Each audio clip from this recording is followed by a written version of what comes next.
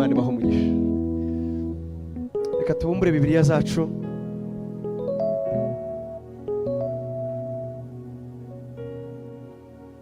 mu butumwa bwiza bwanditswe na Yohana n'ubundi igice cya mbere. Ubutumwa bwiza bwanditswe na Yohana igice cya mbere umurongo wa 14. Ubutumwa bwiza bwanditswe na Yohana igice cya mbere umurongo wa 14. Ubutumwa bwiza bwanditswe na Yohana igice cya mbere umurongo wa 14. Twagenda twasoma twagezeyo. Handitse ngo Jambo yabaye umuntu abana natwe, entre parenthèse mu dukubo, tubona ubwiza bwe busa n'ubw'umwana w'ikinege wa se. Abizi Kinyarwanda yinda baramfasha iyo bashyize utuntu mu dukubo ni nko gusobanura gusa ikintu ariko interuro ibiri bukomeze. Ubundi twagasomye ngo Jambo yabaye umuntu abana natwe yuzuye ubuntu n'ukuri, ariko bashyiramo naka uwo twabonye abana natwe yari yuzuye ubwiza busa n'ubw'umwana w'ikinege wa se, yuzuye ubuntu n'ukuri. Yohana yahamije iby'uwo avuga yeruye ati, uwo niwe navuze nti uzaza hanyuma niwe unduta kuko yahozeho ntarabaho, kandi ibimwuzuye akaba ari byo twahaweho twese. Ni ibiki?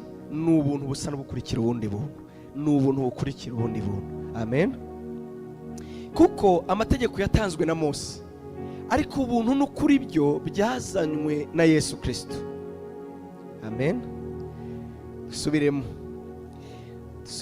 umurongo wa 14. Jambo yabaye umuntu abana natwe, tubona ubwiza bwe busa n'ubw'umwana w'ikinege wa se, yuzuye ubuntu n'ukuri. Kuko Yohana yahamije iby'uwo avuga yeruye ati, uwo niwe navuze nti uzaza hanyuma niwe unduta ubukuru kuko yahozeho ntarabaho. Umurongo wa 16. Kandi ibimwuzuye akaba ari byo twahaweho twese.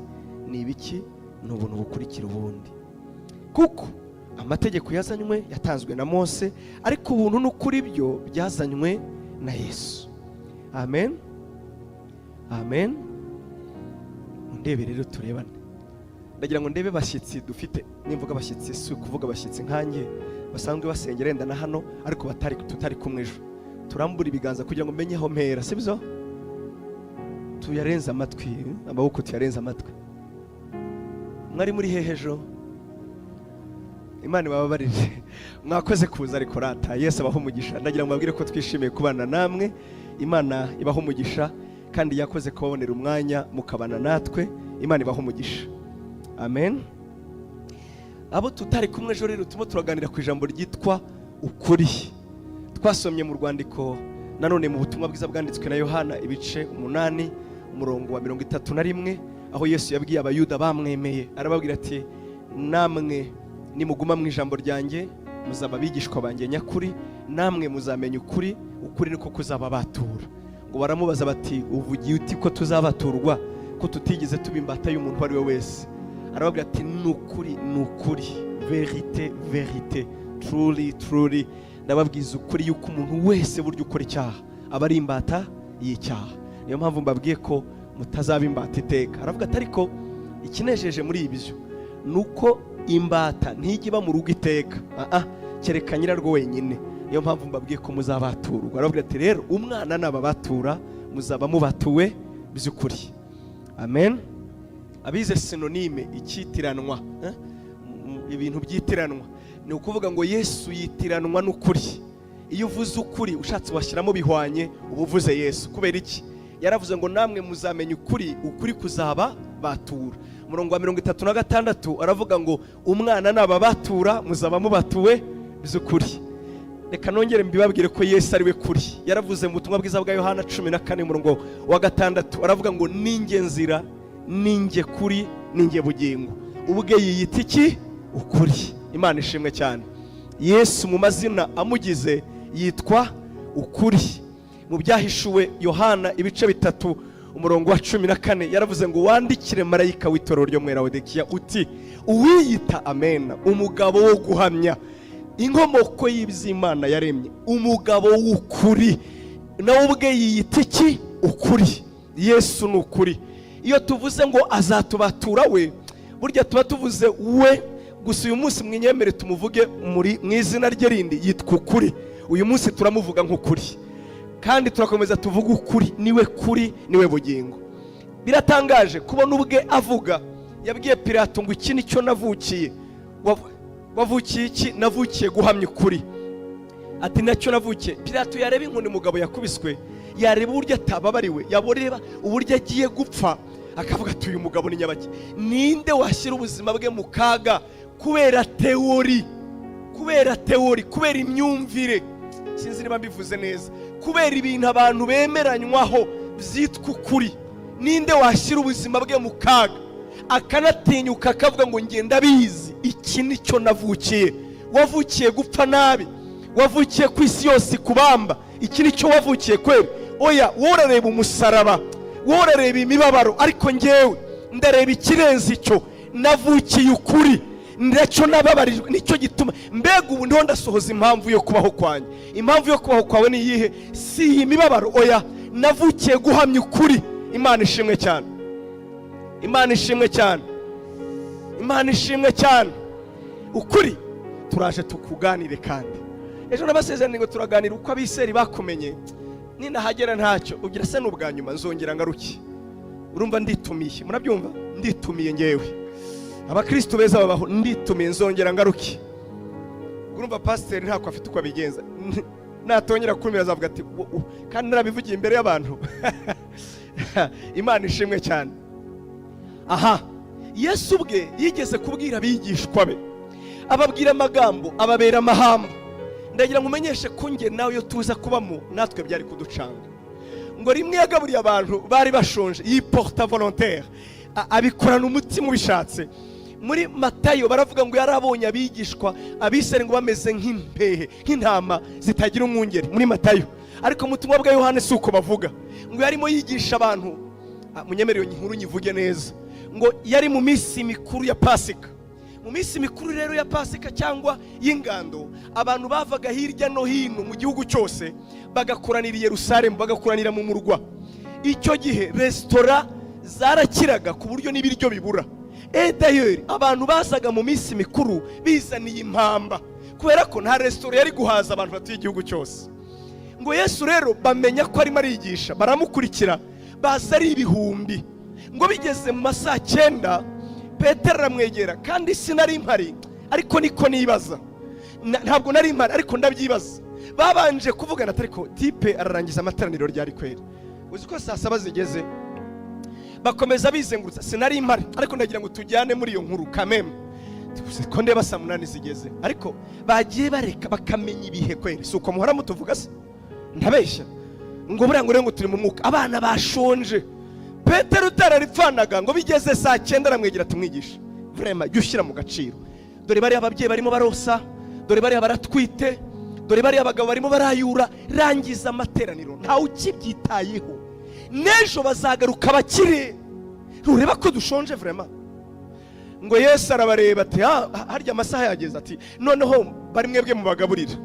Ngo Andere yagiraga amagambo make, n'abajya basoma imico y'abigishwa yagiraga amagambo make na Filipo. Ngo baramwegera ati muvandimwe tubagaburira ikisi? Kubizi mu isanduku hari kirimo? Uretse n'isanduku niyo twaba tuyafite, ibyo guhaha twabikura. Ngo bari basigaranye desa 200 yonyine. Bahise babimubwiza ukuri ati sinjye yabika ni 200 yonyine y'amadinari yonyine, kandi nabwo turayateza rubanda se twe turarya iki? Ko kubireba watindije amateraniro, sa masengesho sifutari, turarya iki se twebwe? Ni desa yonyine kandi yo twari kurarira. Ngo arabareba Filipo, ngo baramubwira ati cyakora Andereya ngo yagiraga make ariko akareba ati mu bintu nagenzuye nabonye umutipu yari afite imigati 5 yatekeye azamara n'icyumweru, nubyibagirwe, n'amafi 2. Yesu atabirabaye, mubicaze rero turye, mubicaze. Ati turabizi neza kuri ya mutipa biduha. Ura mutipe ni intwari yo kwizera, ngewe mushyira mu ntwari yo kwizera, kuko yaza kuba wowe nanjye umugati igiciro cyari kwikubishira 10. Nabeshya? Mbwiza ukuri, business yari kubustinga iyaza kuba nge nawe. Nako iyi migati nayizaniye mwebwe nayizaniye mwebwe, niyo nitekereye nazanye, hanyuma ngo nyibahe arararara hajya ngo nindi batumye pasiteri naringa tangaye. Twaranagoye burya nayitanga basi nari kwivanamo igishoro. Uyu mugabo ni intwari yo kwizera, ngo umwigisha arayishaka arayitanga vrema, ngo yihereza ibiganza bya Yesu, ngo arayitubura yo kabyara, bararya barasigaza, kandi ngo abagabo ibihumbi bingahe 5 ntibiruhije babara abagore. Naha ngaha twicaye abagabo ni bake paraporo y'abagore, nimwirebe namwe. Na hamwe uzasanga abagabo kereka gusa mu mupira yenda, ariko iteka abagabo bahora ari bake. Ngo abagabo 5000. Nahoze soma komantere baravuga ngo nibura hariya, nibura ni minimum hari ibihumbi 25. Nibura bararya barasigaza, bamaze gusigaza ngo batashe rero. Murongo wa 15 muri Yohana barabwirana ati bana abaroma batumereye nabi, tubonye umugabo turi bwimike atubera umwami. Batashe baririmba ati Yesu ni umwami. Apana umwami nk'uwo twizera, none umwami utubura nyabona, umwami ukoraho bakarya. Yesu ni umwami. Ngo nawe abimenye abacamo mu gihe bateguraga kumwimika, bavuga ati nta mutambyi uri hafi aha, nta nundi muntu, ngo bari kiri muri ibyo bibaza imyenda bamwambika bari bumukuze, ngo abacamo baramubura ati Yesu ati bundi ari he, baramushaka baramubura, aducitse atese. Komateri yakozwe na Elena White, bajya basoma, muzasome mu gitabo yanditse cyitwa Wifuzwa ibihe byose. Navuze ngo uwo munsi nibwo umutima wa Yuda wapfuye. Ubundi ntabwo yapfuye cyagiye, kuko Yuda ubundi yabaga mu idini ryitwaga Abazerote. Abangaba ryari idini ry'abagome kandi bifuza guhindura ubutegetsi bw'Abaroma. Ngo bongeye Yesu akoze ibitangaza, aravuga ati tubonye ibyo kurya by'abasirikare ku rugamba. Urabyumva neza? Izajya imigati ishyira tubure, ibaza nicyo kibazo kigora. Tubonye mbega logistique, tugiye gutangiza ikiroberi tubavanyeho karabaye. Ngo abonye tipe atabiriho, aravuga ati umutipe ntabwo ari seriye, ngo abivamo uwo munsi. Abatashe rero bakajya babazanya, urumva nka Kararisa akabazanyira mama wanjye, ateshe ejo wiriwe he, ateshe ati ahubwo we wari uri he. Twarariye imigati sha, twarariye amafi mana yanjye. Burya wa mugabo ntazura bapfuye we, azi no gukora. Twarariye ibanga siryo rero si ukurya. Hari ibitunga 12 byasigaye, nibera tubuye 5 nakora ku bitunga 12 ni depo na alimentation. Dusubireyo kurya rero, uranyumva? Ngo bukeye nawe yarabimenye ngo yambuka inyanja ya Galilaya ajya hakurya. Babyutse mu gitondo baramushaka birukanga atari he.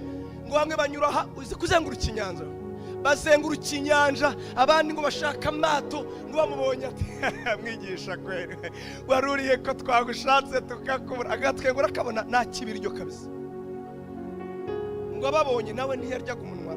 Yesu wamagombe nkawe arabareba tararararararara, mushaka ni ya migati muraka, ni ya migati n'amafi. Atoya mwigisha atoya.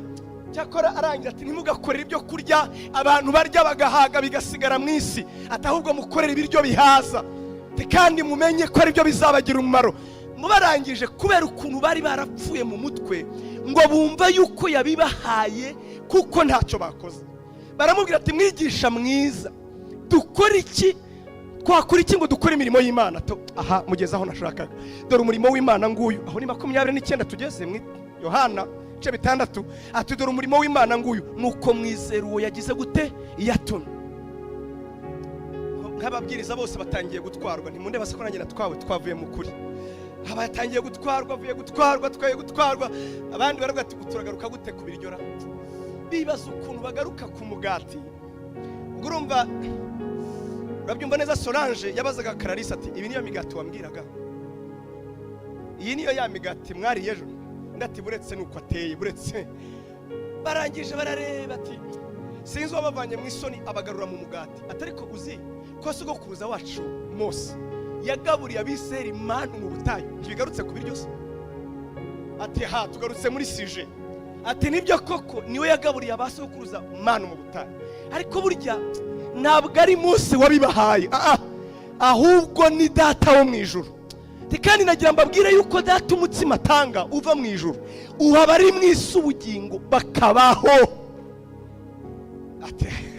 Babwumvise turariye rero. Mwigisha mwiza, urajya uduha uwo mugati iteka. Nawe ngo agira ngo barimo baravuga rumwe, bamwe baravuga iyi mubiri, abandi baravuga turarize ninjye mutsima w'ubugingo, naho umuntu ayandiye naho yapfa azabaho, kandi umutsima muhaye umuhindukiramo ubuzima. Ako kanya ati Nyirasafa, iyi niyo ya migati kurya uyu mutipe vraiment saa sita iyo agarukiraho byari kuba byoroshye ngo arakomeza aterega umubiri wanjye n'ibyo kurya by'ukuri, kandi amaraso yanjye n'ibyo kunywa by'ukuri. Sinari mpare kwemeza ko ati wallahi wakafillah, avuze amaraso, avuze n'amaraso nayo. Abanyamategeko n'abanyamadini nakubwiye ngo nanjye nza kuhaba niko byari kugenda. Bahise bazana cyanditswe mu Baruhewi ibice 17 umurongo wa 11, haravuga ngo ndabihanangirije ntimukanywa amaraso y'ikintu icyo ari cyo cyose, ngo kuko ubugingo bw'ikintu cyose buri mu maraso yacyo, uretse n'ay'umuntu n'ay'inyamaswa ntaribwa. Ndagira ngo umenyeshe yuko iryo tegeko atari igisezerano rya kera, no mu isezerano rishya. Abasomye uzasomye mu gitabo cy'ibyakozwe n'wa 15 ubwo bakoraga inama y'itorero ya mbere muri Sanhedrin, ndavuga Yerusalemu, baravuze ngo dore tubuze abanyamahanga ibi cyambere, tubabuze gusenga ibigirwamana, tubabuze gusambana, tubabuze no kurya ibyipfushije cyangwa kurya amaraso. Naryo ni itegeko rikiri valable, kurya amaraso ni kizira. None rero urebe umutipe ngo nuko yagaburiye abantu, aratangiye atunga umubiri wanjye, ntagarukiraho inyama ntacyo zitwaye, kuko ngo bagombaga kuzirya bavomeye amaraso hasi, ngo yarangiza kurya umubiri umuntu ntaribwa. Murabizi ngo agerekeho niki n'amaraso, ngo abandi babati twari tugatangaye ubwo bari kuburanya. Petero umujinya ugeze aha, gatari ku mutipe araducanga ngo arabareba kurisha, abona ko nabo bagiye, uretse ko bavuga ati twarahombye, twajya hese ko bwa bwato babugurishije, twajya he ko business yahombye. Ngo baraho nyine barake bavuga ati ariko umuntu hari icyo azatugezaho ko mubireba. Ngo arabareba ati namwe murashaka kugenda ati tujya hese, tujya he, ariko reka ngaruki. Yesu aravuga ati rega ntabwo ari mwebwe, ndabizi neza ukuri wese, naho naganaguye, ukuri wese yumva ijwi ryanjye, kandi Data aramureshya. Uwo Data areheje nanjye nta kindi nkora, muhereza ubugingo buhoraho. Muhereza iki? Ubugingo buhoraho. Petero aravuga ati sha nubwo uvuga ibintu bigoye, twarakubonye ni wowe ufite amagambo y'ubugingo, gusa araducanga ni wowe ufite amagambo y'ubugingo. Arababwira ati rega namwe muri abapfu, burya mwumvaga imitsima se y'imibiri y'ingiyi, mwumvaga bwa bundi mvuga amaraso ya turokada 63. Ndasoje. Aravuga ati umwuka ibi mbabwira niryo mubiri nababwiraga, niwo mubiri wanjye. Ibi nababwiraga ngewe sindi umubiri nk'uko mukeka. Wibuke ko Yohana yanditse amaze kumusobanukirwa, aravuga ngo mbere na mbere hariho jambo, jambo uwo yahoranye n'Imana, nta na kimwe kitaremwe nawe. Mbega ibi mbabwira ngewe, ibi niwo mubiri wanjye, ntabwo umubiri wanjye ari nk'uwanyu. Umubiri wanjye ni ijambo, kandi noneho iri jambo ntabwo rijya rikora ryonyine, oya, umwuka w'Imana araza akarikoresha, yamara kurikoresha abaryumvise rikabaha ubugingo. Amen, amen, amen. Reka tugaruke rero, twasomye Yohana. Uyu Yohana yabanye nawe, kandi niwe muntu wagerageje. Ubundi baravuga ngo ubutumwa bwiza bwa Yohana, nawe ariko sina ngombwa ngo bateoruje, nawe bisomye, niwe muntu wenyine wihariye kuvuga Yesu mu buryo bwe. Kuko iyo urebye Mariko, Matayo na Luka bafite ibintu byinshi bahuza ku nkuru za Yesu, ariko Yohana we arihariye gusa mu kuvuga Yesu. Kubera iki? We yibanze ku magambo, ku nyigisho za Yesu kuruta ibitangaza. Abandi bo bibanze ku mirimo cyangwa se ku byo yakoze. Amen. Yohana rero yamuvuze ukwe wenyine, ubundi abateolojiya baravuga ngo Yohana yavuze Yesu nk'umuteolojiya, kuko niwe wavuze Yesu nk'umwana w'Imana, amuvuga mu buryo bunagoye gusobanura. Abandi bamwise ukundi, Mariko amwerekana nk'umukozi, Matayo amwerekana nk'umwigisha, Luka amwerekana nk'umuhistorien, Yohana amwerekana nk'umwana w'Imana. Kubera iki? Ngo yaramukundaga akamuryama no mu gituza. Ababikurikirana ni mu bizara wa Yesu no mu mubiri, yari inshuti ye. Uranyumva neza? Mu yandi magambo yakurikiranye inyigisho ze. Amen. Arangije rero yandikira ijambo asesengura, aravuga ngo twaramwiboneye. Ibi tubabwira si amakuru, ibi tubandikira si inkuru z'ibihimbano, ni inkuru twahagazeho, turi abagabo bo kubihamya. Ati twaramwitegereje agaburira abantu, turamwitegereza azura abapfuye, turamwitegereza acyahana uburakari, turamwitegereza asinziriye, turamwitegereza yigirisha. Yesu yarigirishaga. Ati sibyo bikuye, namwe nimumbwire ninde muntu waryamye mu mvura, ubwato bugira gutya bukareba hejuru bukamanuka, abantu bakoma induru nk'abapfuye, tipe ngo asinziriye. Ubwo se si urumogi? Cyaba ari urumogi kandi narwo ruri deep. Ibyo bitotsi ni iby'urupfu. Abandi barimo barapfa kugeza ubwo ati ko dupfuye ataraturaze, nabyuke basadushyiraho akantu tugenda. Ndabona atabyitayeho, byuka basudusezerere. Bakangura bavuga ati ndabona yenda wowe uzazuka, ntujyusura n'abantu, turapfuye. Ndabona we nirya, byuka nawe. Ibyo bitotsi babibonye hehe? Yarigirishaga nyine. Nuko twaramubonye, tumubona yisinzirije, tumubona yigirisha, tumubona asa n'unyuraho, tumubona dukoresha ibintu tutumva, burya mu bintu bitumvikanye n'umunsi umwe. Hadeka mvuge bibiri gusa, ngo ni igihe yabagendeshaga ibirometero 70 agiye gukiza umugore umwe gusa. Ngo ubwo yavaga i Yerusalemu ajya i Galilaya, ngo yiyumvamo kunyura i Samariya. Buriya rugendo byari ubaze ni ibirometero 70 apiye, kandi atababwiye ngo tugiye aha. Iyo ni gahunda yabyukanye tugiye hehe noneho bosi? Tugiye i Samariya. Nta modoka ntiyayibatu. Niyo mpamvu nta bagore bari barimo, bari kuvuga ati se ko tutaranyura muri salo, ejo nzambara iki se? Bari abantu nyine bahaguruka bavuga ati bagakumvumura rugabire. Ibyo ntabwo byanditse muri Bibiliya, ni ibyangewe. Nuko ngo barabyuka bagenda ibirometero 70 apiye. Kubera iki? Kujya gukiza indaya ruharwa yahariwe ivomo. Uyu mugabo aragahezagira. Ubundi ngo byabacanze, ngo ni igihe yabyukaga kare mu gitondo kandi ntiyababwiraga, ngo ajyanywe i Yerusalemu muri kintu kimwe, gukiza umugabo wari umaze imyaka 38, ngo ari ku kidendezi. Uyu mugabo ntiyari akirwaye indwara, yari asigaye arwaye abantu. Avuga ngo rega kurwa singe wa mbere umugaye, ariko abantu yabatabaga ari babi. Avuga ati singira umuntu. Rero uyu munsi undebe gusa, Imana ishimwe cyane. Bari baramubonye rero. Yohana aravuga ati twaramwitegereje, turamugenzura neza, dore tumubabwira uyu mugabo n'ubuntu n'ukuri kwigendera gusa. Imana ishimwe cyane. Kandi noneho twebwe twagumanaga nawe, twaramubonye afite ubwiza bw'umwana w'ikinege usa na se. Rero dore ibimuzuye n'ubuntu n'ukuri. Amen. Amen. Turi kujyana nshuti yanjye. Umva rero, abakora étude biblique il faut quand même kuganira n'ijambo ukaribaza ngo wayibingiye. Tugende buhoro buhoro. Arangije aravuga ati kandi kinejeje nuko ibimuzuye ari byo twahaweho natwe. Arangije abisobanura, ntiyabivuze mbere se? Ni ibiki yavuze mbere? N'ubuntu n'ukuri. None agiye kutubwira ngo ibyari bimuzuye nibyo twahaweho. Normal iyi ni tautologie, nta mpamvu yo kubisubiramo. Aravuga ngo kubera ko ibimuzuye n'ubuntu bukurikira ubundi buntu. Mu yandi magambo, gutandukanya ubuntu n'ukuri ni ukutamenya Yesu. Subiremo. Yesu yuzuye ubuntu n'ukuri, niwe shusho y'Imana itagaragara, niwe agakiza Imana yaduhaye. Amen. Amen. Kandi uwo tuvuga niwe kuri. Gutandukanya ubuntu n'ukuri ntibibaho. mbega ni nko kuvuga ngo utandukanije Senga na Manuel, ubwo se ukoze iki?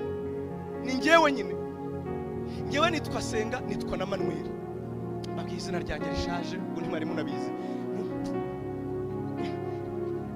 Kuvuga ngo nahuye na Manuel egari guhura nahuye na Senga, ni njyewe nyine. Urabona njyewe mu rugo ndi papa Leo, ku rusengero ndi pastor, ku mudamu wanjye ndi sheri, nahindutse se. N'ubuntu rero n'ukuri iyo ubitandukanije agakiza ntikabaho. Kandi Yohana abisobanura neza. Ndakomeza ndagira ngo nawe umfashe gutekereza ku ijambo. Aravuga ngo kubera ko ubuntu n'ukuri byo byazanywe na Yesu, ngo ariko amategeko yo yazanywe na Mose. None se amategeko yo si ukuri? Turi kujyana? Mbega amategeko yo ya Mose ntabwo afite muri y'ukuri. Iyo uvuze ngo ntugasambane ntabwo ari ukuri. Mbega Imana yavuze ngo ntukibe si ukuri. Ni iki gitandukanye ukuri kwa Yesu n'aya mategeko, ku buryo habayeho n'itandukaniro? Mose we yazanye amategeko, ariko Yesu we yazanye ubuntu n'ukuri. Imana ishimwe cyane, Imana ishimwe cyane. Nongere nsubiremo abo tutari kumwe ejo. Iyo tuvuze ngo ukuri ni iki muri Bibiliya, ukuri ni imbaraga y'Imana ikoresha ivana abantu bayo mu bubata, ivana abantu bayo mu busha, ivana abantu bayo mu bucakara. Nguko kuri. Impamvu rero yabitandukanije ni ukubabwira ngo amategeko ya Mose ntabwo yigeze na rimwe avana abantu bayo bayizeraga he mu bubata, ariko Yesu we yazanye ukuri kubatura. Imana ishimwe cyane. Amategeko asinze, reka mbisobanure gutyo, ameze nkandise nikazereshe zereshe. Amategeko nguriza ukuntu ameze, ngo muri yo yuzuye gukiranuka. Uranyumva neza? Amategeko muri yo yuzuye gukiranuka. Kubera iki? Atwifuriza ibyiza. Iyo uvuze ngo ntugasambane, twese turabyemeranya, ni byiza. Ntukibe, ni byiza. Ngo ariko ikibi kurenza n'uwabibwira, ngo abibwira uwitwa kamere. Kamere yanjye kandi ikozwe n'ibyo mbuza. Ni nko kubwira Senga ngo nukomeza guhumeka uzapfa, kandi n'ubundi nahumetse ndapfa. Uranyumva neza? Ukambwira ati rero wihumeka kugira ngo ubeho, bikorese wihumeka turebe, n'ubundi nugupfa. Mu yandi magambo, kamere bari kubwira ngo ntugakore ibi, n'ubundi kozwe mu bibi. None hari amategeko akaza yambaye ishusho yo kwera, ntugasambane. Uwabwira n'ubundi ni umusambanyi, uwabwira n'ubundi ni umujura, muri we ni umwicanyi. Noneho ngewe Senga, ngewe kamere, nabwira amategeko nti wowe kabyara we wamfashije se? Abura tarakada, ngewe sinshinzwe gufasha, shinzwe gusa kwerekana ibibi. Urumva ukuntu ateye? Yo na abapolisi bo mu Rwanda ni sawa, kuko bo baranagufasha iyo ukoze amakosa. Yo ashinzwe kureba gusa ati we wibeshye wongera utukane, wibeshye wongera uvuga amagambo, kandi nge babuza sa nukoze mu magambo, sa nukoze mu bibi. Amategeko rero anyifuriza ibyiza pe, ariko ikibabaje ntacyo ashobora kumfasha mu kureka cya kibi. Niyanambwira ati ngiye kugufasha muvandimwe turebe ko twabivamo, oya.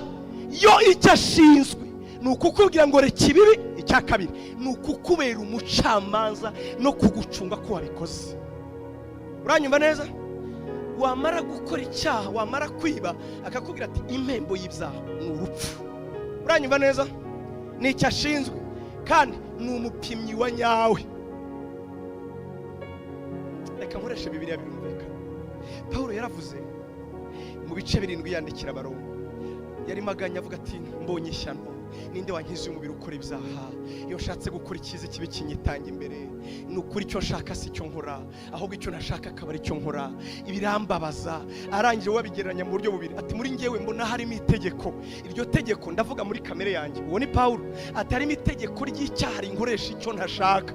Ati ariko nanone mu mutima wanjye, yavuze wavutse ubwa kabiri, ndabona itegeko muri nge, cyangwa se kwifuza gukora ibyiza. Ati ariko ikibabaje, icyo cyiza ashaka gukora singikora, kubera ko imbaraga muri nge ntazo.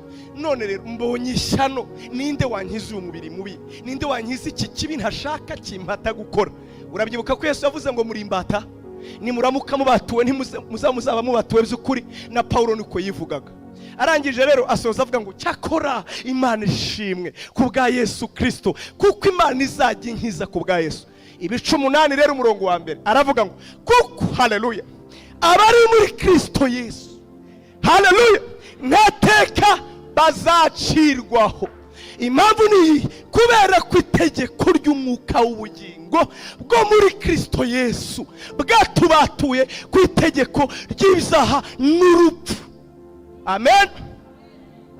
Ikimbabaza tugarukiraho, ntabwo ari aho tugarukira. Nge ndyoherwa no hasi ukuntu havuga ngo kubera ko iby'amategeko yananiwe gukora kubera intege nke ziri muri kamere yanyu. Uranyumva? Ngo Imana yabishohoje ubwo yatumaga Yesu yambaye kamere y'umubiri, yambaye ngo ugira ngo acireho ibyaha bya kamere hiteka. Arakomeza aravuga ngo icyatumye bikora, umurongo wa 4, ndawusherisa, ndawukunda, ndawunezererwa, ndi mu mwitozo wo kufata mu mutwe. Aravuga ngo impamvu si yindi, ngo kugira ngo gukiranuka gusabwa n'amategeko gusohorere muri ngewe. Mfite ubwoba ko ngende gufashwa ngenyine. Hari igihe umuntu avuga kitakuma kandi ababwira ntibatumva. Mfite ubwoba vraiment, ku buryo abantu bavuga atari ko nkuriya mutipe bamuvanye hera, nyihanganira basi, reka mbivuge gutya. Hariho gukiranuka amategeko asaba. Hari abahungu babiri hano baze, abahungu babiri cyangwa abagabo, abahungu se bajya basenga abagabo, cyangwa abakobwa babiri baze hano vuba vuba frere, muze hano. Abagabo yes muze hano, abakobwa bisubirireyo. Mbonye abagabo, murabona aba bagabo babiri mbagereranya, ni ikigereranyo gusa, nturakare ni kugereranya gusa. Uyu nguyu Imana ishimwe cyane yitwa gukiranuka gusabwa n'amategeko.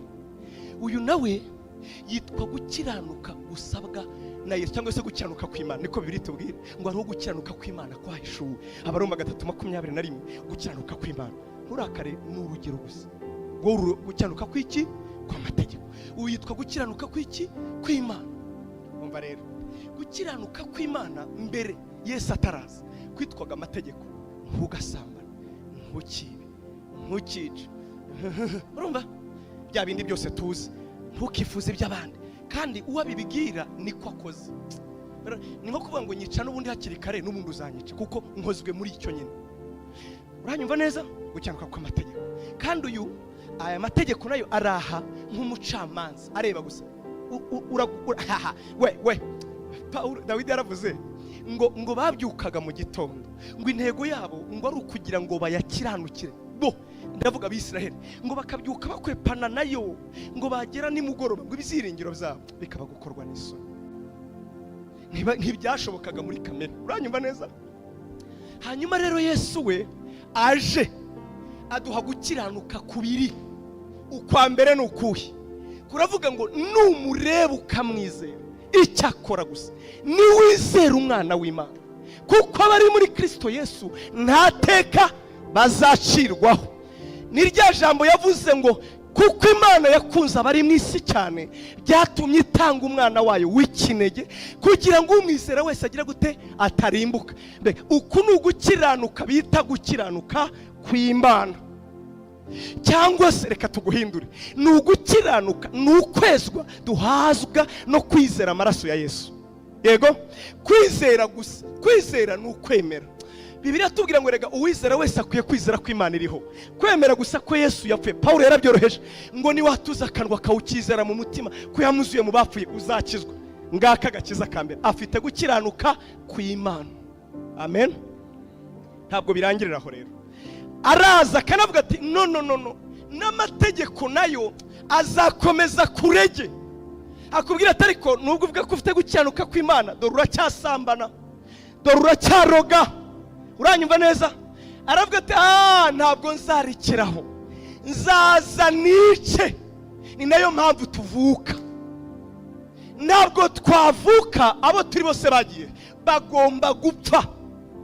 Nabonye aho Bibiliya ivuga ikoresha ijambo kwica. Paulo yandikiye Abagalatiya 5:13 na 16, aravuga ngo mwicishe kamere, mwicishe umwuka ingeso za kamere. Bibiliya twemerera kwica, ngo kuko nibwo bwonyine mutazakora ibyo irarikira, ni ugupfa.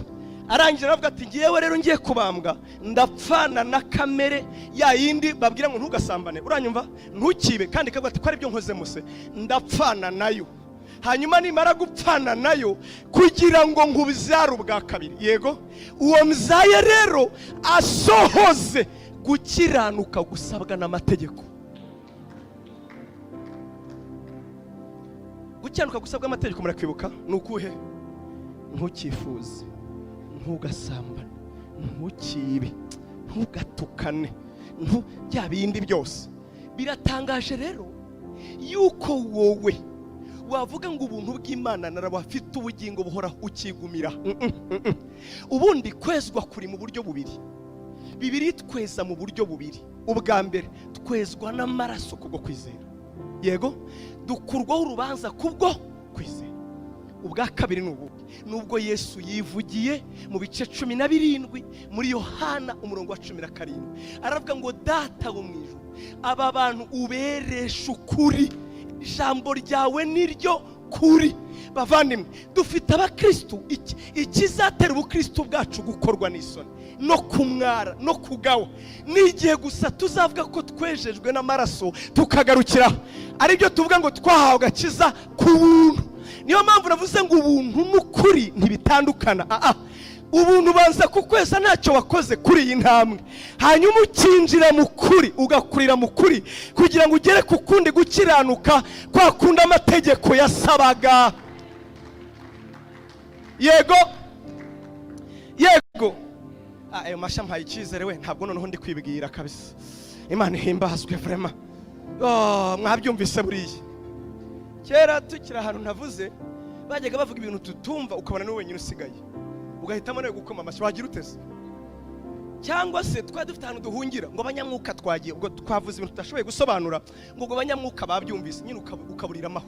Tubura nanjye nabyumvise, kuko iki cyuya ntiyamenye ko mutari buduhembe ntikiviremo. Umunezero wanjye nuko mubyumva gusa. Ndongera mbaho urundi rugero.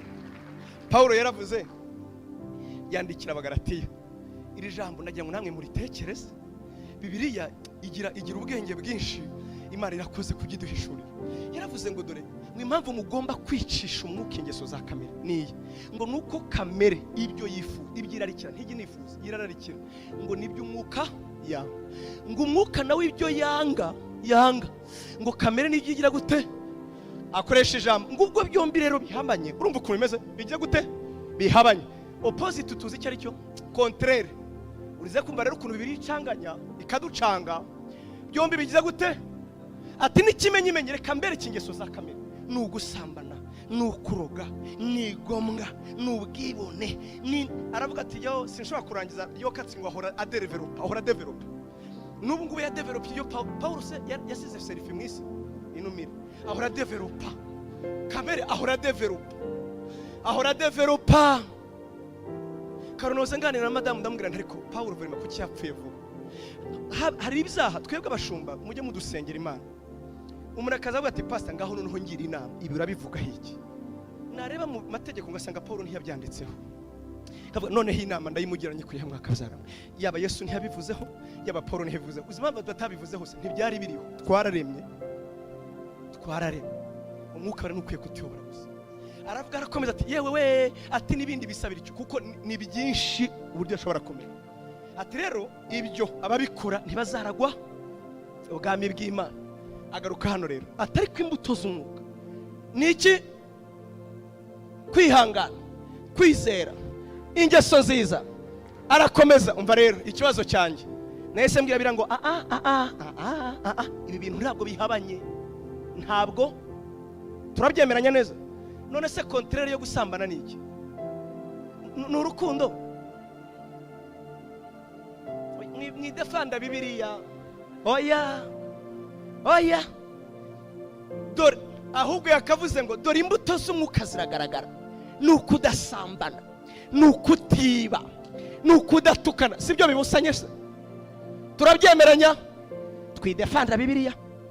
Reka tujye mu kibazo nk'icyanjye, uretse ko ngenda gikiza. Dore ingeso z'umwuka za kamere ni iki? Ntugasambane, ni ukutaroga. Mu yandi magambo, imbuto z'umwuka zakagombye kuba kudasambana, kutaroga. Yego, turabyemeranya. None igitanga asoje aravuga ngo ibyo bintu ibingibi umwuka ngo nta n'amategeko abihana. Biracanga. None nkomeza kwibaza, nza gusobanukirwa burya kudasambana, kutiba, kutaroga ntabwo ari imbuto z'umwuka, ni imbuto z'amategeko. Uranyumvise? Rero haleluya we, Imana iduha gukiranuka kwayo kwa kuri ko kwaraje. Ni kwavuga ngo ntugasambane, kuko babwira ngo ntugasambane ni kamere, kandi kamere yarapfuye. Uranyumva? Noneho abwira uwavutse ubwa kabiri akamubwira ngo wowe wavutse uri umwana w'Imana. Imana isite ni urukundo, Imana isite niyo kwizerwa, Imana isite iraboneye. Niyo mpamvu tuvuze urukundo gusa, baravuga ngo muri rwo ntihabamo kwifuza, ngo muri rwo ntihabamo kurarikira, muri rwo habamo kunyurwa, ngo urunguru rurihangana. Imana ishimwe cyane, ntirwifuza ibibi ku bantu. None bavandimwe, ngo urukundo rusohoza amategeko yose.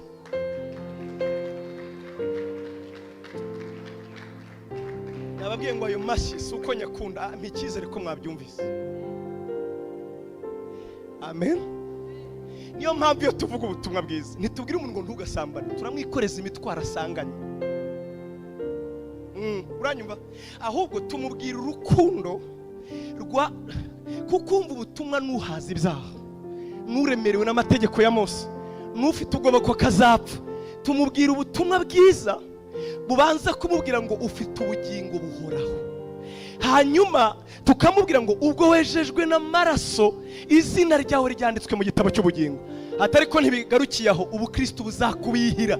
Ubukristo buryoha mu gihe wakuriye mu kuri, ukuri kukakweza, ukuri kukagutunganya, ku buryo n'amategeko iyo agupimye akaza ati ntasambana, ntiyiba, ntatukana, yo asanga utabikora atari ugutinya, ahubwo kuko usa n'Imana.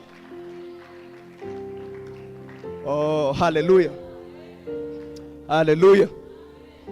Niyo mpamvu nkunda kuvuga ngo agakiza kuri njye karimo ibyiciro bitatu. Icyambere, nahoze nsoma Bibiliya mu kanya, Paulo yaravuze, yandikira Abaroma 8:23 ngo twese ko mutureba ngo n'ibyaremwe byose ngo turanihira muri iyi ngando, ngo tutanihishwa n'ikintu, ngo suko dushaka kuyamburwa, ngo ahubwo dushaka guhindurwa kuba abana b'Imana. Noneho ndibaza, guhindurwa kwa ntabwo turababo, ntiturababo.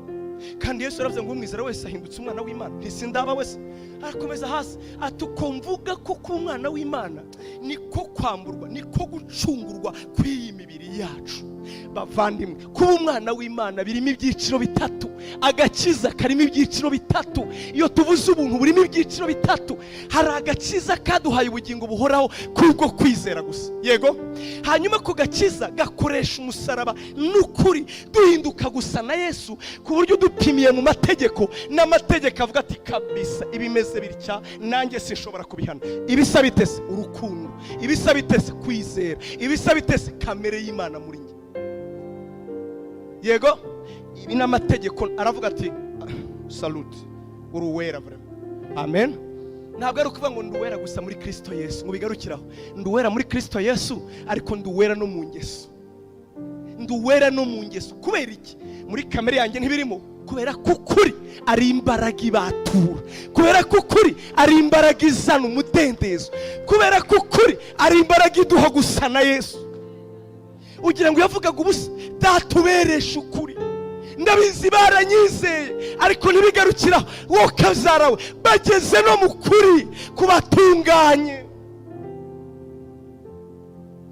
Amen. Basabiye amazi mwabafatana nanje kubwiriza Imana ibahe umugisha. Yesu abagerereza murakoze cyane. Murakoze cyane. Amen. Nibura turabyumvise basi. Yego amategeko ya Mose suko byari ikinyoma, ahubwo nuko adafite ya capacity yo kutuvana mu bubata. Ukuri kwitwa ukuri kuko kubatura. Bavandimwe, nitugarukira ku cyiciro cya mbere cy'ubutumwa bwiza, nta muntu n'umwe uzubaha Yesu, nta muntu n'umwe uzakurikira ibyo twizeye. Ubutumwa bwiza buzahinduka theory, ubutumwa bwiza buzahinduka imyizerere, ubutumwa bwiza buhinduka imbaraga y'Imana ihesha uwizera wese gukizwa. Iyo twavuye ku ntambwe ya mbere tukajya ku ya kabiri. Amen. Ndagira ngo uhitangazo hakiri kare mu bapastori batari beza mu bijyanye no gukora deliverance. Uwa mbere ni njye, usimbivuze hakiri kare.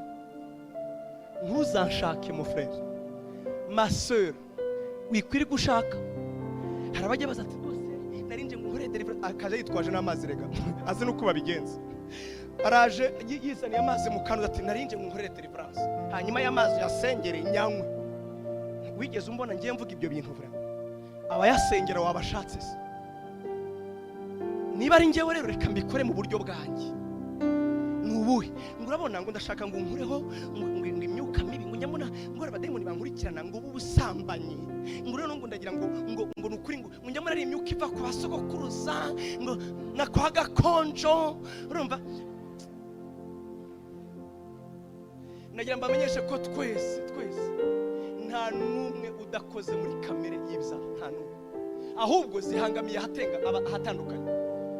Bamwe ni mu busambanyi, abandi ni mu magambo gusa, abandi yenda ni mu bugome.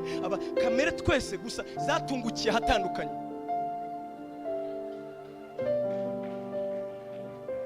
Noneho kaza witwaje n'amazi erega, kandi burya ngo iby'abapfu biribwa n'abapfumu koko.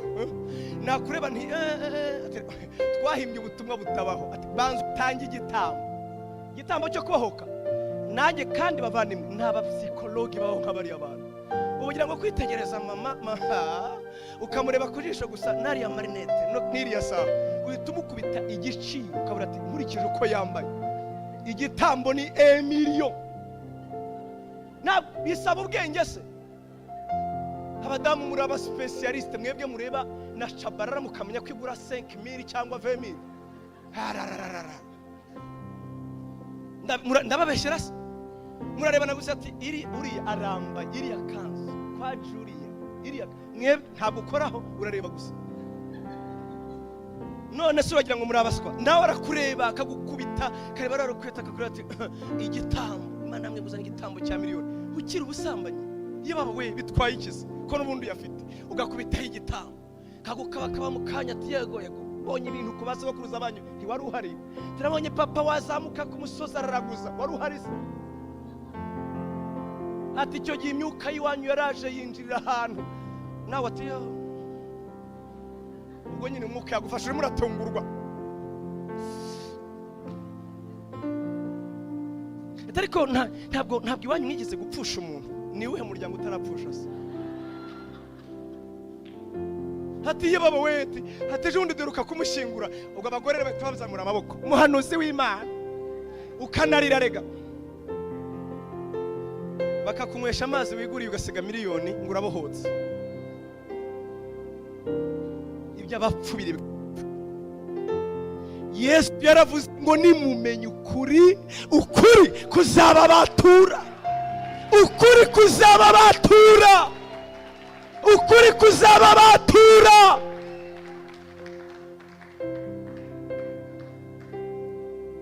Abantu Imana bampera umugisha, n'ukuri Yesu abampera umugisha. Abavandimwe bangejeje aho ntashaka ntanabizi. Ngewe nza kuvuga ubutumwa ntaro natumiye muri mwese bizanye tu. Kubw'ibyo rero nagize ibyago cyangwa amahirwe ngeraho ntashaka. antukange niba abasitari banabaho niba ndi nawe byarantunguye vraiment ntabwo nigeze mbitekereza nizi itangazamakuru ariko ibintu sigeze mbitekereza vraiment. Kubw'ibyo rero mura n'abantu umuntu akava muri Mozambique akava muri Ethiopia akaviyo aje kuvuga ngo nabonye umukozi w'Imana aje kukubwira iki ubwo nawe asi nyine kandi Yesu uko mvura vraiment muvandimwe rero kundeba ibintu by'inyatsi bijya biza hanyuma akaza nibi nkamureba nti uwateze iti cyari cyuje kumbwira vraiment mu mutima hari cyuje kumbwira kumva namubwira ngo njyewe si uko nteye sindya amafaranga yawe ntabwo n'amaturo cyane ukwiye kumenya ukuri kuko ukuri kuzakubatura bavandimwe mbabazi mumbwira ubucuruzi bubaho bucuruza budahomba bwavuye he? Niyo mpamvu nge ntaracuruza uzi impamvu ntinyi igihombo uwo ni njyewe nyine. Abacuruza b'Imana biremeye ni mumbwire mwebwe mujye mucuruza ni ryari ni hehe uzakura inzaratsi zituma tudahomba? Coronavirus yaje mu Bushinwa ntitujyayo, c'est normal nuko isi iteye, hari ibintu bidahinduka. Ukuri ukwiye kumenya ahubwo ni ugukiranuka na coronavirus yaje.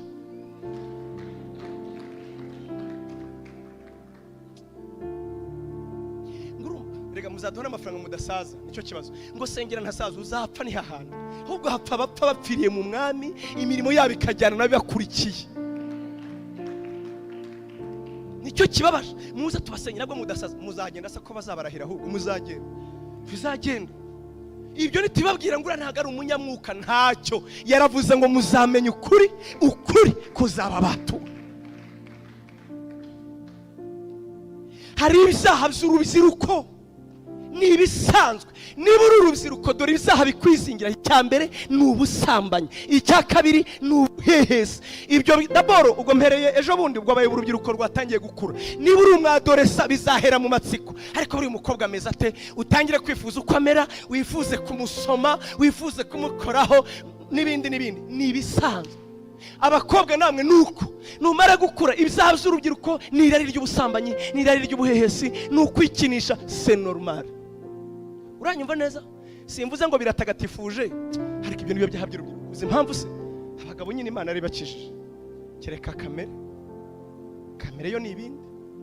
Ni wa muha abagore bose bo kwisi ni bamuhaza. Ibyo murabizi neza. Ariko none ukaza ati ndapfuye insengera ubanza ari imyuka mibi. Umva nkubwire ukuri nukumenya kuzakubata. Kubera iki? Ngiye baje basanga mbanza nkabigisha impamvu bakora masturbation ibaho kubera iyi mpamvu.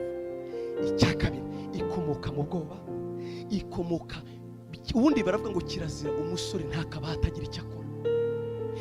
Nkambaza ese bikufata ryari cyane yongeye kuryama cyangwa ngize gutya? Ndabizi neza biterwa no kuburi wenyine, biterwa na laziness, kuba udacyo ukora, c'est normal. Ikindi bikomoka mu byo warebye, usanga wenda bamwe baratangiye bareba pornography buhoro, bikagenda babimbata buhoro, ukagenda umwigisha. Iyo ushaka gukiranuka, Yesu yaravuze ngo uriyanga, niba ngombwa tanga telefone yawe, wigira smartphone, Imana ishimwe cyane, ukamubwira amahame yamufasha kunesha ibyo ngibyo. Ariko ibintu byose ni ikiganza gishyushye vraiment.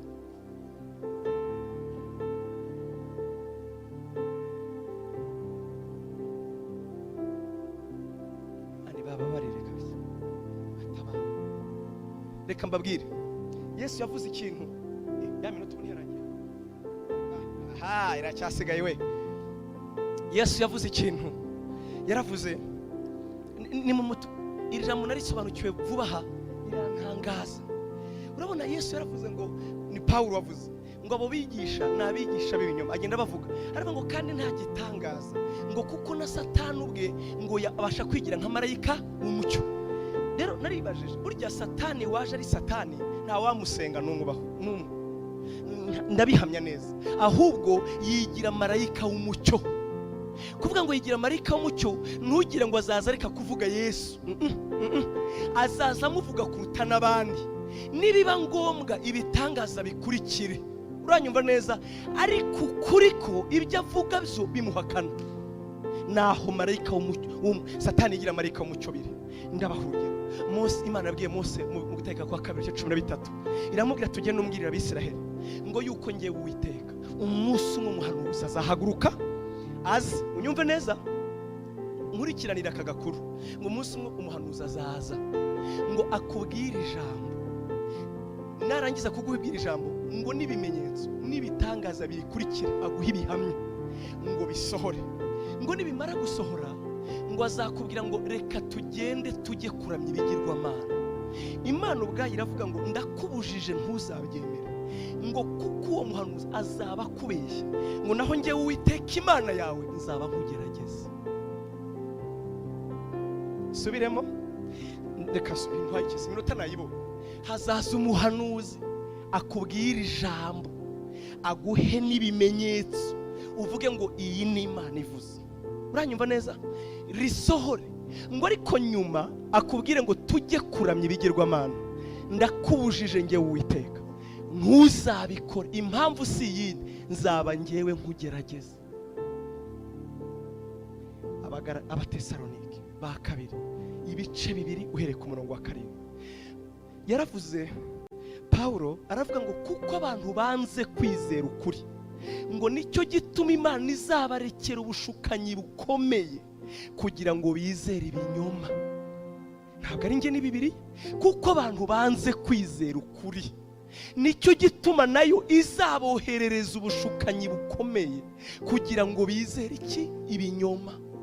None se bihuze n'ubuzima bwacu bavandimwe. Noze ntanga urugero, umuntu akaza avuye muri Côte d'Ivoire aravuga cya gifaransa, tu vois où tu dois toi ton amour le reste, ora cya gifaransa cyabo urakibona, cya kintu nyine wumva ukabumva ko avuye muri Côte d'Ivoire, avuye muri Côte d'Ivoire akubira cya gifaransa, moi je m'appelle Rubamba wa Mumbongo, je suis apôtre de toute la puissance qui vient au ciel. Ukabyumva kabisa ko avuga ari havuye.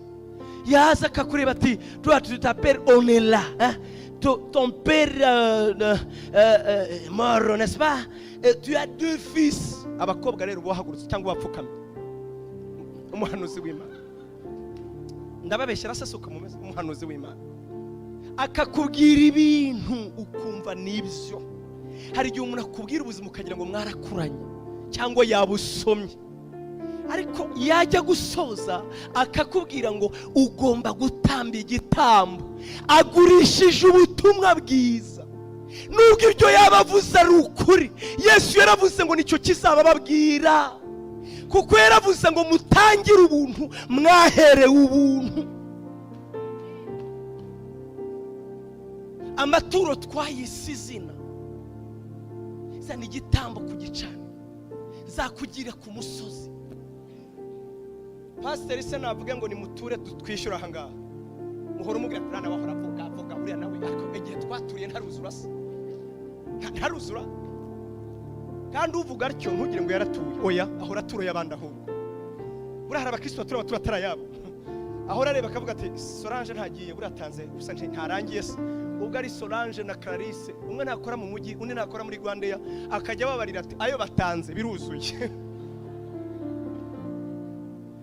Kandi biba byuzuye kuri we. Ubundi ndi umupasiteri vraiment ndabizi neza, hari abantu iyo tuvuze kwitanga barambirwa nuko bitarangira, cyane cyane urubyiruko bo ntibiba bibareba, n'Imana irabizi bayakureheze. Imana irabizi, ahubwo baba barakajwe namwe bagize va tukagenda. Hajya ngo akeneye 800, Solange aratanga 300, Kamara aratanga 500, hanyuma Vumilia nawe aratanga 200. Ntiturengeje ahubwo turasaguye. None agasigara remererwa nuko batagira vuga ngo dutahe. Muri make baratanga ariko batanga atarayabo. Ndabeshya se? Mwebwe se nta yoroyoro mugirara? Nta yirekure mugura? Ngo ariko ngo ibyo ni ibice, ngo ibyo ni ibice. Yagusabye se ibyo udatunze, ko yagusabye ibyo utunze. Yoroyoro nyine ngewe nirekure gusa. Reka nkubwize ukuri, nkunda ijambo biri n'ukwitanganye, ntawe utanga ibimusagutse. Hari ibyo mbivugiye iki? Ntabwo yabimbwiye n'ukuri kw'Imana, ubwo yamutumye kutubwira amafaranga n'ukuri kw'Imana. Yanabimbwiye ngewe sinabivuga, mbibavuze hakiri kare. Yanabimbwiye ngo uzabikora, nabwiye nto yasinzaza. urumva rero ni ijambo rije gusa. Nshuti zanjye babyeyi, nongere mbasubiremo, ntimukaba bapfu, nimucurike amaso muri Bibiliya, nimusome ijambo, nimusaba umwuka w'Imana, nimwemere inyigisho babigisha, mwe kuba bapfu. Imana ishimwe cyane, Imana ishimwe cyane. Uretse no gukira indwara wowe, ahubwo uzaba isoko yo gukira indwara z'abandi. Uranyumva neza? Nuramuka ukuriye mukuri ugakura, bahora bababeshya. Hari uwambwiye ngo bose tubapimamo ikibyimba cyo mu bwonko bose. Nuwabinyibwiriye mbabwije ukuri ngo reba umumama nyine akamureba ko bati uyu mumama ashobora kuba avuye no muri Amerika afite ifaranga, yakuri bati madam mbonye ikibyimba cyo mu bwonko. Wakwibuka ko nawe wamaze imyaka yose ntayo ufite ari gukiyabona, ukavuga ati nyagasani Imana nyirijuru, kandi ahita akubwira ati ubutaha ugomba kumusanga ubutaha. Hari uwabinyibwiriye arambwira ngo twebwe iyo duhanura kirazira ntitubwira abantu byose, ngo yagushaka tese ugomba kumusiga hana azahora gushaka. Twababwira ngo nimumenye ukuri. Yo uwamenye ukuri aravuga ngo niyo naba ndwaye, kuko Bibiliya iravuga muri Yesaya 53 ngo mu mizimba ye niho twakiriye indwara. Ntabwo ari mu biganza by'abantu, ni mu mizimba ye niho twakiriye indwara. Byakomeza bikanga ukavuga ngo n'ubundi kurama ntabwo ari ukumara imyaka myinshi. Data shoboza gukora imirimo myiza, kandi unyibutse yuko hahirwa bapfa bapfira mu mwami, imirimo yabo ikajyana nabi bakurikiye.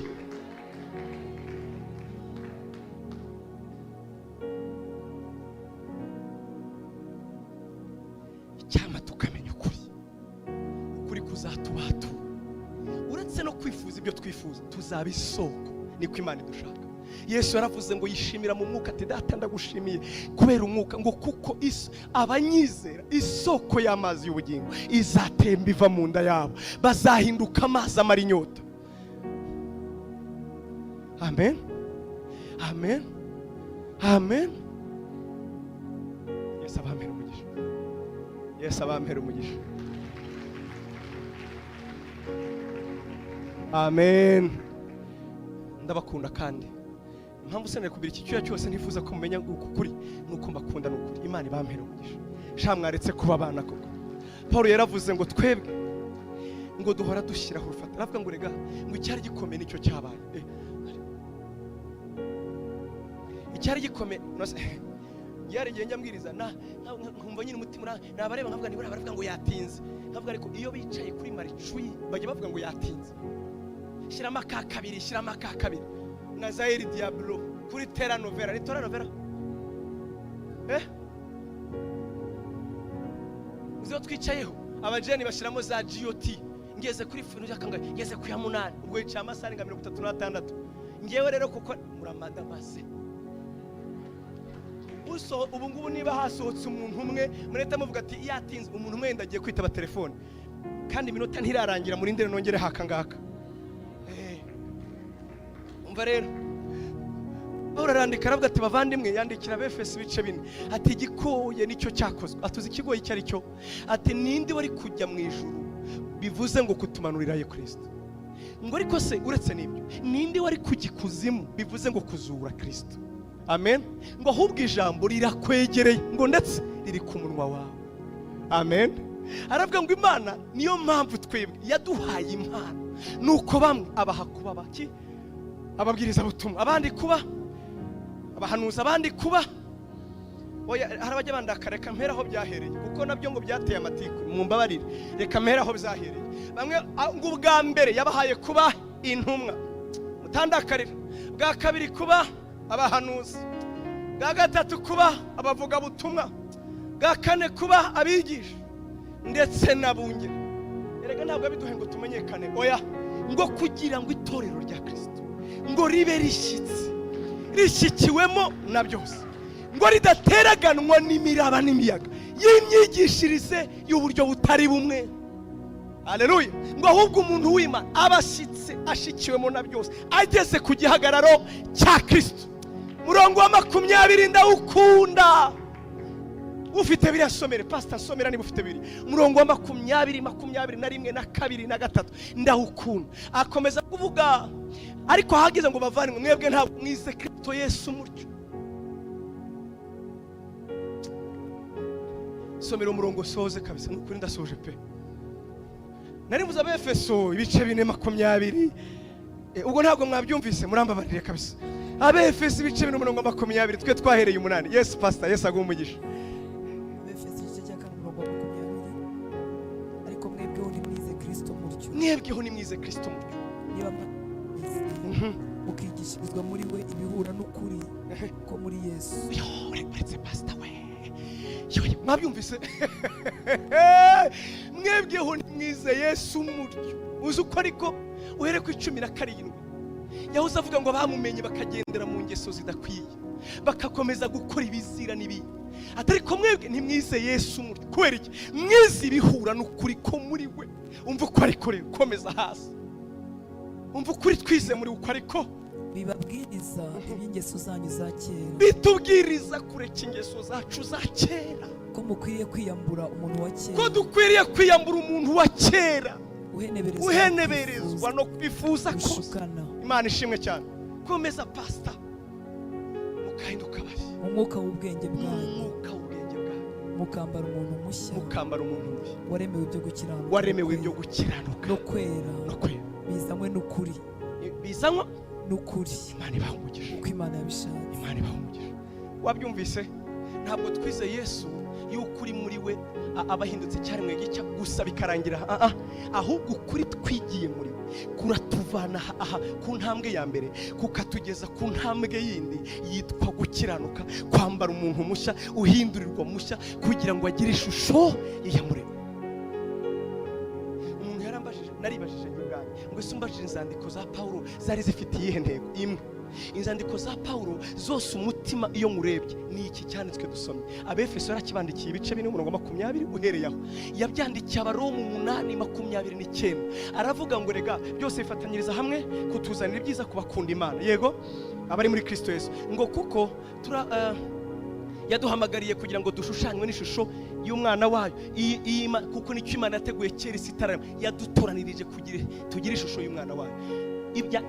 Kuko umwanya washize Abagalatiya nuko yabandikiye ibice 19 ati bana batabonda mukwa kugeza igihe Kristo Yesu azaremerwa muri mwe. Amen. Abakorinto ba 2 ibice 3 ku murongo wa 20 yavuze ngo ikise aravuga ngo twebwe tuva mu bwiza tujya mu bundi ngo tukagira ubwiza bumeze nk'ubw'umwana w'Imana tukaba haleluya. Inota yarangiye ndagira babwiye nawe uze gusoma izandiko zose dore umutima n'uyu nguyu nukugira kwera gusa n'ukwima. Ubutumwa bwiza samagambo buduha kwera no gusanima bukaduha maturité. Aho yavuze ngo uko kuri kuduha ubwenge tukagira maturité tugakura rwose turi abantu barishishoza. Iyo umuntu akuze ndakubwiza ukuze gukura mvuga si ukumara imyaka myinshi mu rusengero oya. Maturité spirituelle ibarirwa ahantu hamwe. Naho Paulo yandikiye Abaroma yaravuze ngo nukugira gukiranuka kw'Imana. Iyo niyo maturité. Abaroma 10 ubare ngo mbabazwa na bene wacu bagira ishyaka ariko si iry'ubwenge ngo bafite gukiranuka kwabo kuko batamenye gukiranuka kw'Imana. Abaheburayo 6 yaravuze ngo dore gukura nukunguka ngo umwana wese abantu b'impinja bakwiye kwifuza amata y'umwuka ngo nabataramenyira ijambo gukiranuka kw'Imana.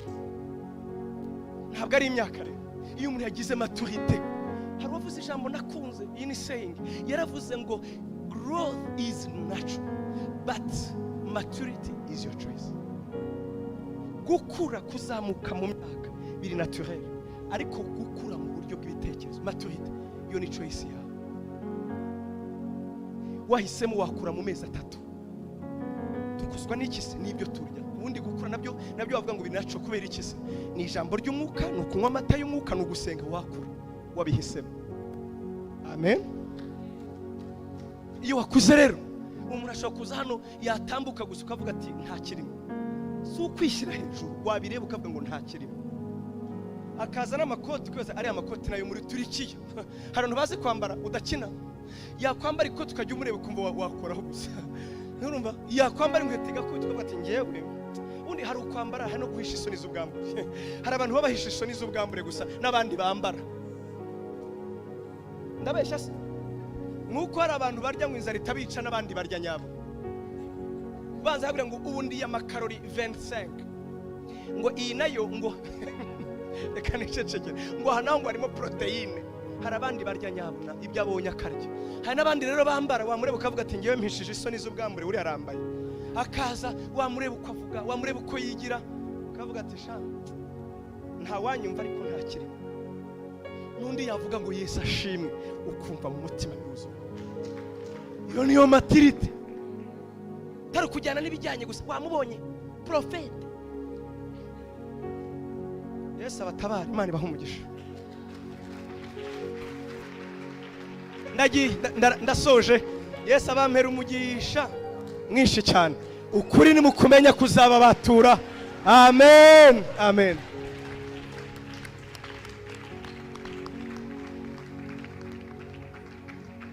Haleluya. Reka duhe umwami w'abami icyubahiro. Haleluya.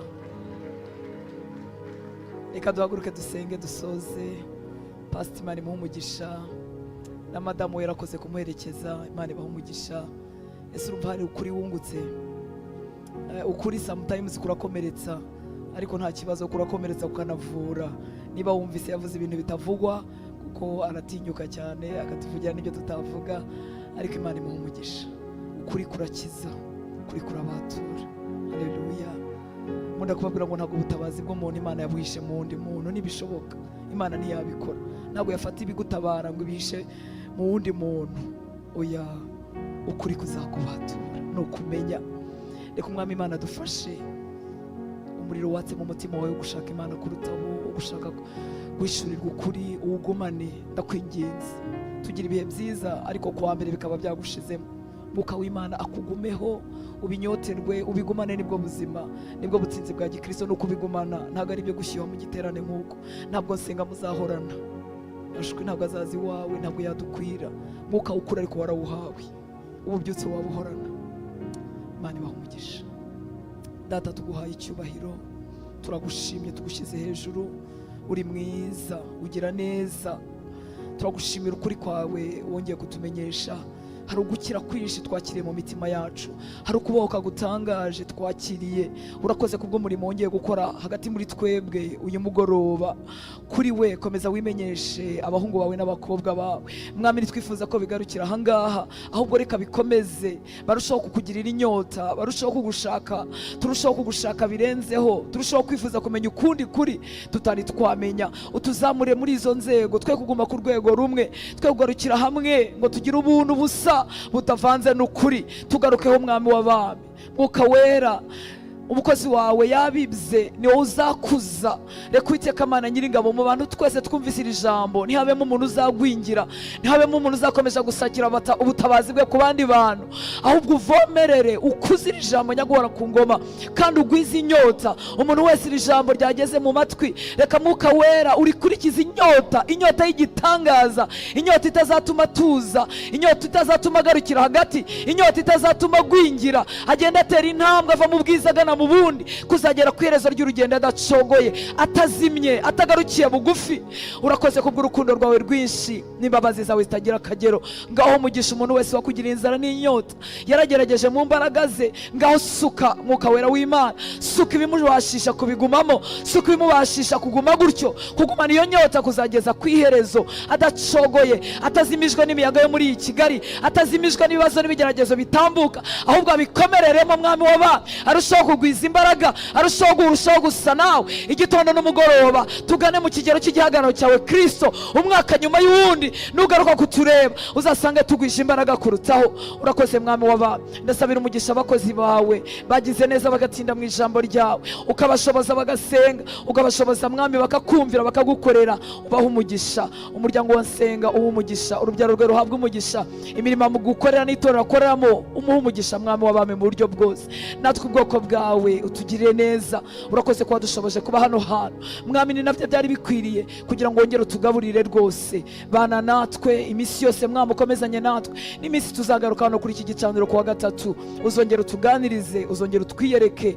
Urakoze papa, icyubahiro cyose nikikugarukire, ni mu izina rya Yesu dusenze, amen. Mwami Yesu abahe umugisha, abagire neza. Reka turamukanye hanyuma dutahane amahoro ya Kristo, naho kuwa gatatu utaha. Murakoze.